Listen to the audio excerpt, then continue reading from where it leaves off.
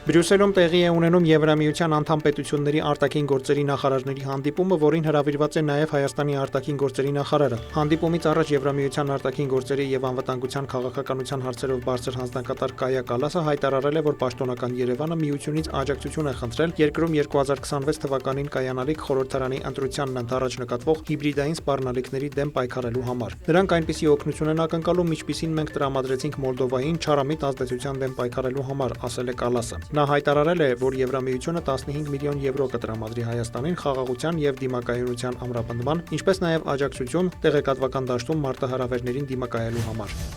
Բերլինում ընթանում է Ուկրաինայի եւ Ամերիկայի Միացյալ Նահանգների պատվիրակությունների միջև հանդիպման երկրորդ փուլը։ Նախորդային տեղի ունեցած առաջին փուլը տևել է ավելի քան 5 ժամ։ Բանակցություններում Ուկրաինայի պատվիրակությունը ղեկավարում է նախագահ Վոլոդիմիր Զելենսկին։ Վաշինգտոնի բանագնացների խումբը Գերմանիայի մայրաքաղաք է ժամանել Միացյալ Նահանգների նախագահի հատուկ բանագնաց Սթիվ Ուիթքոֆի գլխավորությամբ։ Ներկայացուցիչները խոր քննարկումներ են ունեցել 20 կետանոց խաղաղության ծրագրի, տնտեսական օրակարգի եւ այլ հարցերի շուրջ։ Նշանակալի առաջընթաց է գրանցվել։ Նախորդայի հանդիպման մասին գրել է նա. Ուկրաինայի նախագահն էլ անդրադառնալով բանակցություններին նշել է, որ Կիևը կհրաժարվի ՆԱՏՕ-ին անդամակցության գաղափարից միայն անվտանգության արևմտյան երաշխիքների դիմաց։ Միացյալ Նահանգների, Կանադայի, Ճապոնիայի եւ այլ երկրների կողմից անվտանգության երաշխիքների տրամադրումը հնարավորություն կտա բացառել Ռուսաստանի կողմից եւս մեկ ներխուժումը, ասել է նա, հավելելով, որ այդ երաշխիքները պետք է լինեն իրավական առումով պարտավորեցնող։ ՆԱՏՕ-ին Ուկրաինայի չանդամակցելու վերաբերյալ իրավաբանորեն պարտավորեցնող փաստաթուղթը կարգավորման բանակցությունների անկյունակարն է, այդ մասին էլ հայտարարել է Ռուսաստանի նախագահի մամուլի քարտուղար Դմիտրի Պեսկովը։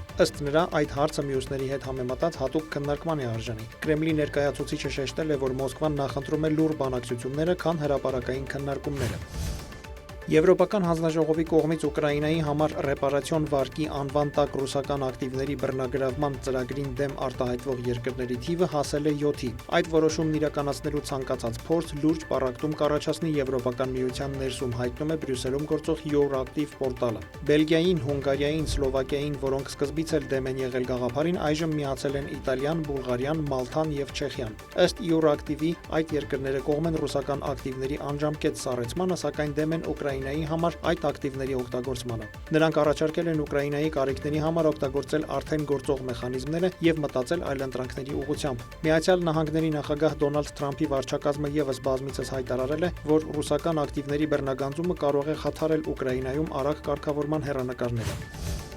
Սիդնեյի Բոնդի լողափում տեղի ունեցած հրաձգության հետևանքով զոհերի թիվը հասել է 16-ի, 40 մարդ դեռ հիվանդանոցում է, այդ թվում 2 ոստիկան, նրանց վիճակը գնահատվում է ծանր, բայց կայուն։ Նախնական տվյալով հրաձիգները 2-ն են եղել, նրանցից մեկը սպանվել է։ Հարձակման պահին ծովափին ընթացել են հրեական Հանուկա տոնի տոնակատարությունները։ Ավստրալիայի ոստիկանությունը հարձակումը որակել է ահաբեկչություն։ Ականատեսները պատմել են, որ հարձակումը տևել է մոտ 10 րոպե։ Տարբեր հարթակներում հայտնված տեսանյութում երևում է, որ 2 տղամարդ մի քանի րոպե կրակում են մարդկանց վրա դեպի լողափ տանող կամրջից։ Պաշտոնյաները կիրակի օրը տեղի ունեցած հրաձգությունը որակել են որպես նպատակային հակասեմական հարձակում։ Ոստիկանության տվյալով հարձակվողներից մեկին պատկանող մեքենայում եղել են նաև մի քանի ինքնաշեն պայթուցիկ սարքեր։ Ավստրալիայի ներքին գործերի նախարար Թոնի Բերքը պարզաբանել է, որ հրաձիգներից ավագը երկիր է ժամանել 1998 թվականին Սիրիայից ուսանողական վիզայով, իսկ նրա որդին ծնվել է Ավստրալիայում։ Իսրայելի վարչապետ Բենյամին Նեթանյահուն հայտարարել է, որ դեռ օգոստոսին նամակ է գրել Ավստրալիայի իր գործընկերոջը,